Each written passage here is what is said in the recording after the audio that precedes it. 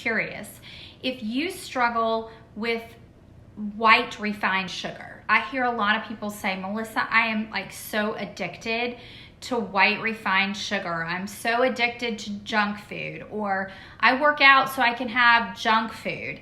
And I just want to talk very briefly this morning about why you could possibly be addicted to white refined sugar. It's not entirely your fault. And I want to talk about this morning how you can overcome that. It's always interesting to me when people say, oh, I've given up sugar. I've gone on a nutrition plan to give up sugar. Hey, Kathy, good morning. And they're like, they cut out all sugar, like not just white refined sugar, but they cut out like any kind of sugar, natural sugars, any kind of sugar. Hey, Lisa, good morning. We're talking sugar. So I'm just curious, ladies, do you know how many pounds of sugar that we take in per person a year? One person, how many pounds of sugar do you think we take in a year? Drop it in the comments below. If you've just started following me here on Facebook, I am a busy mama and been married for 26 years. And I like to help women look and feel better and to feel more comfortable in their own skin through their nutrition and their fitness. I am not an expert, but I have learned a ton in the last 7 years of being on this journey myself. I'm a former music teacher in the public schools, and now I get to hang out in my workout clothes every day and help beautiful women look and feel better. And I'm passionate about this because I gained 50 pounds of baby weight when I was 40 years old and had my third child, and I had to find a way to get it off that was going to be a lifestyle change, not a quick fix, but a lifestyle change. And I have found it, and I have stuck to it, and I have lost all the baby weight and feel so much better, and I'm off tons of medication. So let's talk about sugar. Somebody asked this question in my virtual fit group yesterday because I was sharing with them tips on how I have overcome my sugar addiction to sweet tea and Diet Coke and Diet Dr. Pepper. And I still love to go to Chick-fil-A every now and again and have a half sweet, half unsweet tea. And they were asking me, well, why do you do it that way instead of just having an unsweet tea and sweetening with artificial sweeteners? And the reason I do that is because most restaurants do not carry the type of artificial sweetener, or actually natural sweetener, that I use on a daily basis. And so I would rather just go half and half, and most of the time it's not even half and half. Most of the time it's just like all unsweet tea with a splash of sweet in it. Does anybody else do that? And so I was telling them that their white refined sugar addiction is not entirely their fault. If you look back to pictures from 1950 and pictures of today of a beach scene, there is a significant difference between the body shapes and sizes of people in the 1950s on the beach and people of today. And the reason is because the processed food industry has like exploded in that amount of time. And so I'm going to give you a little hint as to how many pounds of sugar one person ingests in 1 year. And I will tell you that it is 40 pounds more than it was in 1980. Since 1980, we as individuals in America are ingesting 40 more pounds of sugar every single day, or every single year, not every single day. Hey, good morning, Donnell. How are you? So the reason that we are so addicted to sugar is because literally the companies know that if they make this processed food so amazingly delicious, that it's going to release dopamine in your brain, and you're going to be addicted and keep coming back for more.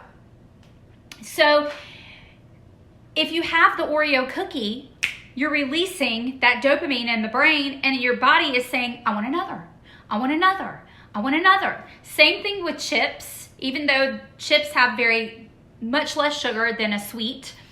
Same thing that happens like with other like Coke and other drinks that have lots of sugar in them. And so what I find really interesting is when people say, I'm going to go on like the no sugar diet or the whole foods, is that they're cutting out a lot of the natural sugars that are good for your body. So one of the things that we do now that I am a master coach with this particular nutrition program that we have just introduced, one of the things that our expert compares is she shows us how foods that we think that are good for us and foods versus foods that are bad for us, that there is almost the exact same amount of sugar in both foods because they're hiding the sugar in foods that we think that are good for us. Like pasta sauce is one example. There is more pasta sauce, there's more sugar in pasta sauce, in a half a cup of pasta sauce, than there is in some type of, in some cookies. So you're like, well, hey, I'll just eat the junk food. No.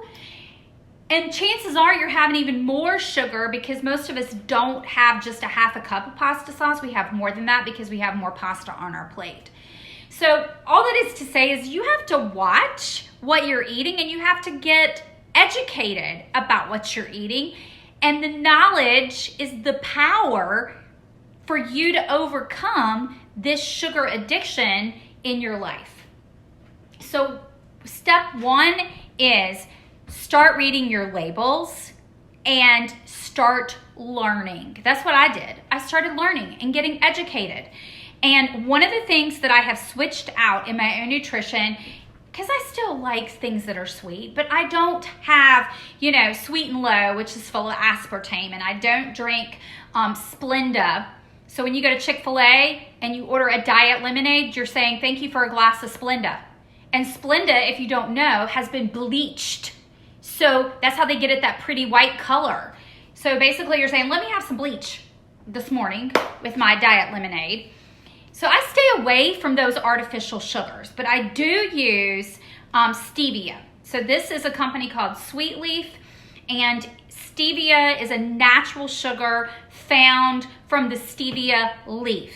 I prefer not to use the powdered form, but to use the extract from the leaf. And I like this company, Sweet Leaf, because it doesn't have that aftertaste that some stevia has. A lot of people will say, Melissa, I don't like stevia because it has a bad aftertaste to it. This has got 0 calories in it, but it gives me that flavor. Like this one's vanilla, so it's got the stevia leaf and the vanilla extract, and that's really all that's in it, guys. And this is how I sweeten my coffee in the morning. This one is an English toffee. I don't like this one as much, but they've got all kinds of flavors. They've got maple, orange, vanilla, all kinds of flavors that you can get.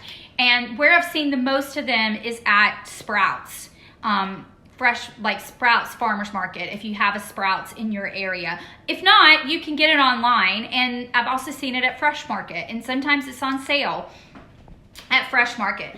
Water enhancers are also full of artificial sweeteners. Stay away from those. This one I would recommend is called Stir, and it has stevia leaf extract in it. It gets the color, so it has, this is a Simply Watermelon, so it uses the color, that pink color from vegetables.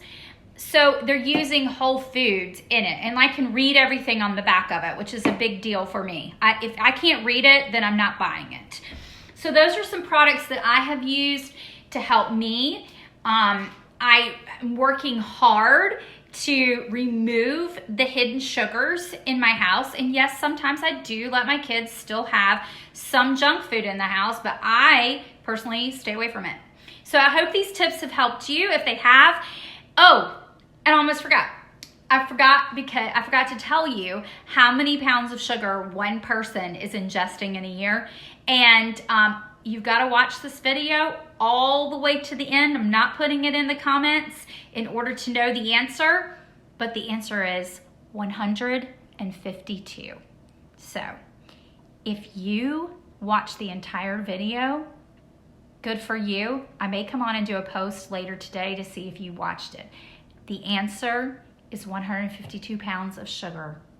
That's 38 4-pound bags of sugar in a year. Think about that. Y'all have a great day.